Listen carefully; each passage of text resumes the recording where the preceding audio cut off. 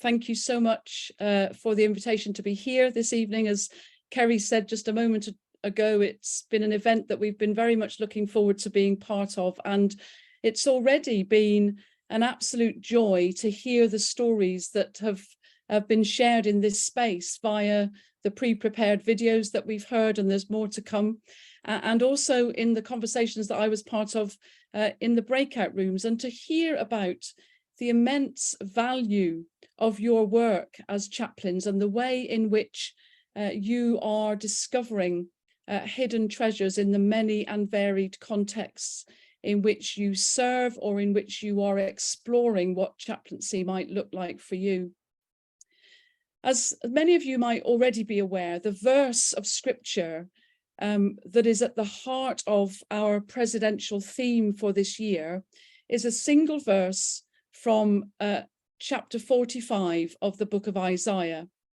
And that verse says this: "I will give you the treasures of darkness and riches hidden in secret places, so that you may know that it is I, the Lord, the God of Israel, who call you by your name." That's the verse that's at the very heart of what Kerry and I are speaking about, thinking about, reflecting to the connection and back from those that we spend time with during the year. But the other two passages of scripture from the Psalms and from Romans 8, which we've just heard, have also featured very heavily in our thinking and in our development of the theme of hidden treasures throughout the year. So I'm really grateful for those having been shared with us tonight. And I want to just touch very briefly on each of those in what I want to share with you now.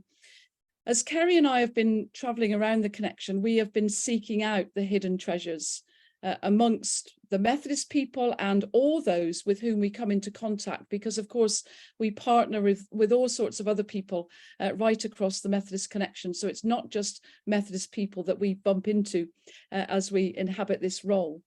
And we want to encourage them to both find hidden treasure in their communities and in the context where they minister, but also discover that they themselves are treasure to God, despite everything that may seem so difficult and so challenging in our world and in our neighbourhoods and in our church. And it seems to me that the work that's undertaken by all of you as chaplains, Methodist or otherwise, lay or ordained, in all your different places and contexts, which Gary alluded to in that lovely prayer earlier on, all of that is one of our treasures. And sadly, it is sometimes a bit hidden, I think, because it's a story that needs to be told far more than it is told right across our connection at present. And I'm really glad that you've chosen to repeat this celebratory event again this year, to celebrate the amazing work that you are all doing. Because the work undertaken by all of you as chaplains is work that helps people to know that they are valued and loved, and in that way help them to understand that they are all treasure to God and to others as well.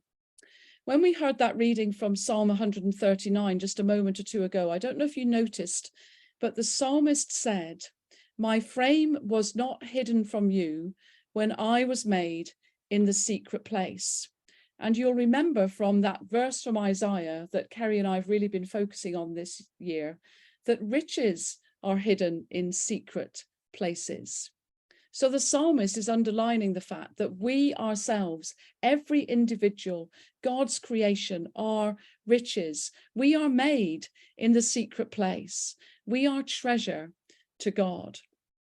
And so the work that you do in listening to and being alongside people hopefully helps them to recognize that they themselves are treasure at times when maybe they are feeling very undervalued or very alone or very desperate. My own personal experience of being a chaplain during my ministry has been limited to acting as a chaplain to Girls' Brigade groups in local churches and in regions. And I have for several years now served as the national chaplain to Girls' Brigade England and Wales. And the time that I can give to that work is somewhat limited. So I know that the impact that I have in that limited amount of time is nothing like as great as those of you who spend your entire ministry being alongside those who work and serve in all the many different settings that we've heard about already this evening. But nevertheless, I recognize how much the small contribution that I've been able to make in those places has been valued. And so I know that your work will be of immense value where you are. And just recently, as president, I was able to spend time, along with Phil, who introduced me just now, with some of the chaplains serving in the British Army, and see at firsthand the immense impact made by them on the soldiers. Spending a few hours on Salisbury Plain one afternoon with a couple of Army padres, seeking out soldiers who were on a very long exercise, and in many cases, hiding out in the woods, was a real eye-opener to me. I was reminded of how important the small things are. And again, Gary alluded to small things in that wonderful prayer right at the beginning. The impact of a chocolate offered from the chaplain's bag to a soldier who may be surviving on rations. The depth reached in a conversation over a cup of tea in a tent.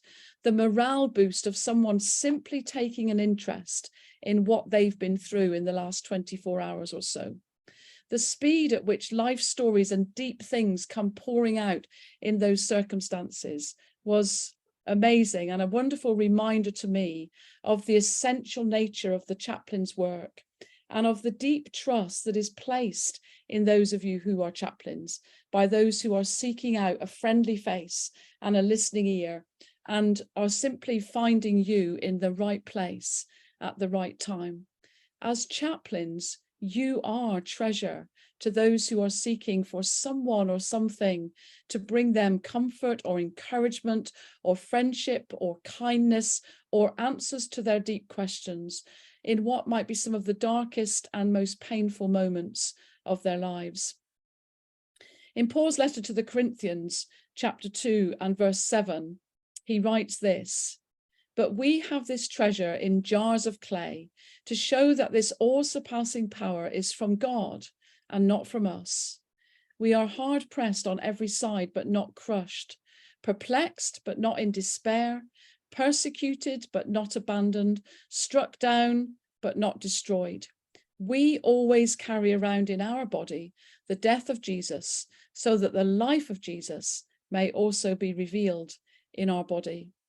The context in which you all serve as chaplains, the context in which we all minister now, is one in which many people are feeling hard pressed, anxious, confused, and weighed down with the pressures of life. It's a world that is groaning in the ways that Paul described in that passage from Romans that we heard.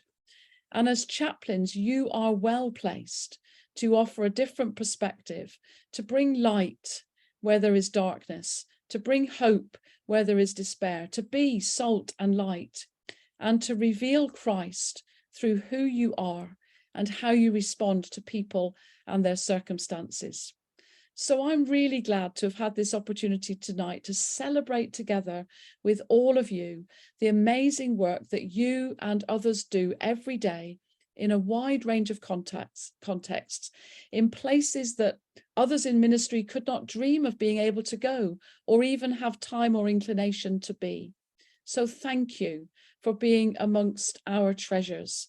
Thank you for being treasure to those who come to rely on you in your places of ministry. And may each of you continue to discover treasure amongst the people and the places where you find yourselves in the future, as you enable them to know that God himself calls them treasure too.